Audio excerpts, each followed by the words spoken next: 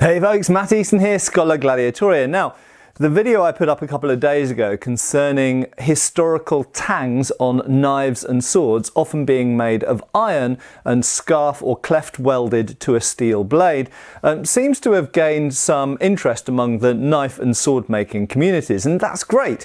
I fully understand that sometimes people would disagree with certain things I've said, but I am very much keen on evidence-based arguments, and some people have brought arguments to my video that are not evidence-based. We'll talk about those in a second. And some have come with really good evidence, which is what I love. And I love being corrected. Now, funnily enough, this isn't necessarily this isn't a video of me backpedaling or necessarily correcting what I said, because I don't think I said anything that was incorrect. But it is a case of me clarifying a couple of points and also addressing some of the points, some of the arguments that have been made that I think they are incorrect, and I will explain why. So, first up, the clarification is that indeed, not all historical tangs were an iron tang welded to a steel blade. I didn't mean to give that impression, but many were. So one of the things that someone said was, I mentioned that Japanese blades sometimes have an iron tang cleft welded to a steel blade, and someone challenged this and said, well, that's rubbish. Well, actually it's not. They certainly weren't all made like that, but some of them were and some of them still are. But equally, if we get into the minutiae of details of manufacturing in different traditions, if we look at Japanese blades, for example, whether it's a tanto, wakizashi, katana, tachi, whatever, there are different methods of manufacture. So there isn't only one way of making a Japanese blade. In fact, there's a variety of different ways, and one of those ways was indeed to join an iron tang to a steel blade. And there were different schools of manufacturing in Japan, just as there were in bits of Europe, in Britain and Germany and elsewhere. The second thing that came up was, we don't know what steel they were using 100 years ago. That's categorically wrong. Okay, anybody who's looked at my website, my Eastern Antique Arms website, I have a research page on there. We actually know precisely down to like 2 digits below zero, or below 1 rather, of percentages of which elements were contained within Wilkinsons sword steel. So this is a Wilkinson sword dating to 1891, but we know precisely the steel that Wilkinson were getting manufactured in Sheffield, the famous steel producing centre of England. We know precisely the steel that they were getting made for them and then shipped down to London where they made the swords. Its exact chemical composition, and it's roughly equivalent to a modern 1095 steel. Okay, it's a high carbon, it's about 0.95% carbon, so it's a high carbon steel. And Wilkinson, not right the way through their manufacturing process, but certainly in the early and middle days, were cleft welding an iron tang to a steel blade. And Wilkinson were the best sword makers in Britain, or you could say the British Empire, and they were arguably the best sword makers in Europe, even to the point that American officers who could afford it even in the 20th century were buying swords from Wilkinson. So we absolutely know the steels that were being used. We can also analyse the steels that in historical swords where we don't necessarily have a record saying what the steel is. We can obviously look at the chemical composition of that as well. It is, however, true to say that beyond a certain date, before about the middle of the 19th century, people were using steel probably on a trial and error basis, and they were getting it manufactured, so-called cast steel. That is, it had been liquefied and had more or less known quantities of carbon and things like that in it. And they were from the late 18th century onwards. But nevertheless, it is sort of true to say that maybe they didn't know as much about the steels as we do now, and that I concede is completely true. Going back to a point I made a few minutes ago, it is also true to say that many historical swords don't have a welded on or welded in iron tang. So there are lots of Roman era swords, as one of my friends Euron said, that have a steel blade where the tang is the same piece of metal as the blade. Equally, there are medieval swords which have blades where the steel is continuous through the blade and into the tang. So we do find both. But my overall point would have been that nevertheless, there are lots and lots of knives. If we look at Indian swords, if we look at Japanese swords and knives, if we look at European swords and knives sometimes, and particularly utilitarian knives, eating knives and things like this, and daggers and stuff, that do have an iron tang married, usually with a cleft weld, a form of scarf weld, married to a steel blade. And my overarching point that I was trying to make is this was done so frequently, even in the 19th, right the way through the 19th century, when they had an exactly known steel equivalent to a modern steel, equivalent to about 1095 steel, and they were still marrying it to an iron blade. So my overarching point is that they were doing that for a reason. Why were they doing that? It wasn't economical. It wasn't a concern for Wilkinsons sword in the year 1890 to be marrying an iron tang to a steel blade. Steel was mass produced and was not an expensive material by this point. You know, razors and scissors and kitchen knives and everything you can think of were being churned out in vast numbers. This was an expensive object. If they thought it was better to put to have one piece of steel continuous from the tang through to the blade, they would have made it like that, especially because it's easier to make it like that. And that comes to my point. Why do some people object when you point out that their method of making something in the modern world doesn't necessarily marry up to the historical counterparts? Well, there are many reasons for that, aren't there? But fundamentally, I think the underlying most common reason is because they have got used to making something a certain way and they don't want to change. Maybe they don't want to change because they're not very good at cleft welds, they're not very good at scarf welds, they don't trust their own welds, or maybe it's simply because they have a machine set up and that's not practical for them. They don't want to do it. It takes more time, it takes more skill. They don't see the benefits. They would have to invest more time or invest in new equipment maybe for making a knife or a sword that way, and they don't want to do that because their customer will pay the same money regardless of how they make it. So I think that my point was utterly correct, that many knife and sword makers are doing it wrong, because they're doing it for the wrong reasons. They're not necessarily making a steel tang because it's historically correct. They're making a steel tang because that's the way they do it. That's the way they were taught to do it. That's the way they've always done it, and they don't want to change. So I think that's the wrong reason to continue doing something, because if we're making historical artifacts, our historical artifacts should emulate the original ones. If the original ones have a steel tang that's a continual piece of metal with the steel blade, fine. One little comment on the Sax, incidentally, the Sax knife. So the Sax is an interesting thing because, of course, the pattern welded blade has iron in it. So there are certain types of blade where the material will continue into the tang, but the tang is itself, it is essentially a twisted bar of different levels of steel, or iron and steel. So that's a slightly more complicated case, and we'll leave that one to the side. I kind of regret using the Sax, a pattern welded Sax, in my video because it wasn't really applicable to what I was the message I was trying to convey.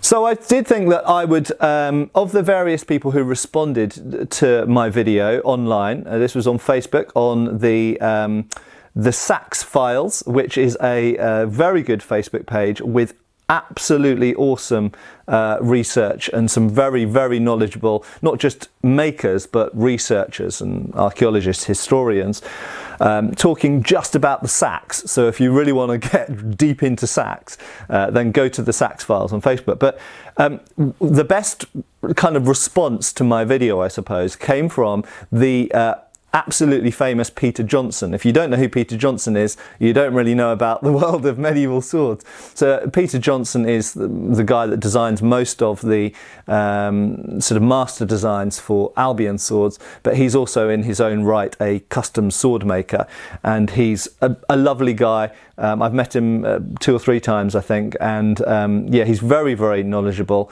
very you know, he's one of the leading experts on medieval swords, and he has had hands-on experience with probably more medieval swords than, well, most people I can think of, actually, perhaps even anybody I can think of. Anyway, his response was, and I won't read the whole of it because it's fairly long, but I'll read some of it. So, Peter Johnson said in response to my video, and I kind of, at this point, I kind of ignore most of what the other people write, because what he writes I think is pretty much the most pertinent, most concise, most accurate, and also the most informed and educated. And he said, welding a mild steel or iron tang to the blade can be a good idea. Boom. Okay? So he agrees on that point. I fully agree with this, he says. However, a mono-steel construction with the blade and tang made from the same piece is not inferior. In fact, you can get really good results using a full steel tang, but you have to do it right. I am in 100% agreement with Peter, and we know, obviously, that you can get modern manufactured swords which have superb quality steel, superb heat treatment, where it's made of one piece of steel from the tang to the blade. That's historically legitimate in many cases, if not all cases, because as we've mentioned, many cases they did attach an iron tang to a steel blade. But you can get, obviously, very good, excellent results in the modern world using modern heat treatment, using modern steel. What I will mention there, and I don't think Peter goes into this here, I'd add in a paragraph. I would say yes, but we have to remember that historically, if you're dealing with, you know, you've got a high carbon steel, you know roughly what it will do, your choice is to make the tang out of the same as the blade, or weld on an iron tang, and you know, what is the worst that can happen to an iron tang? It'll bend. Okay, the worst that can happen in combat to an iron tang, realistically, is it will bend or stretch. That's it. If something goes wrong with your steel tang, what happens? The tang breaks, the blade flies out, or the hilt drops off, the pommel drops off, and you have an absolutely unusable, or practically unusable, weapon.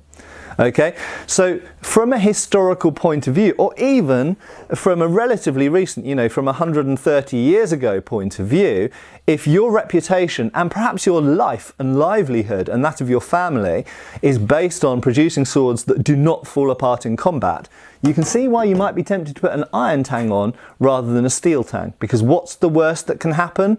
Death or not death. Okay, right, going on.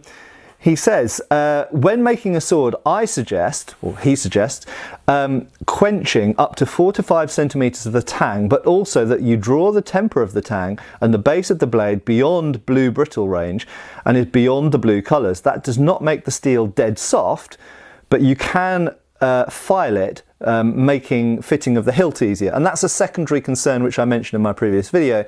Attaching the hilt to the blade in the manufacturing process is also part of the whole equation, perhaps, of why they put iron tangs onto steel blades. It's not just about combat and fighting and survivability and toughness. It's also about what's practically easiest. If you've got an iron tang, it's a lot easier to fit the hilt, it's a lot easier to peen the rivet, peen the end of the tang. And if the hilt loosens up at all, it's easier to tighten it again, or it's easier to change the hilt, this kind of thing.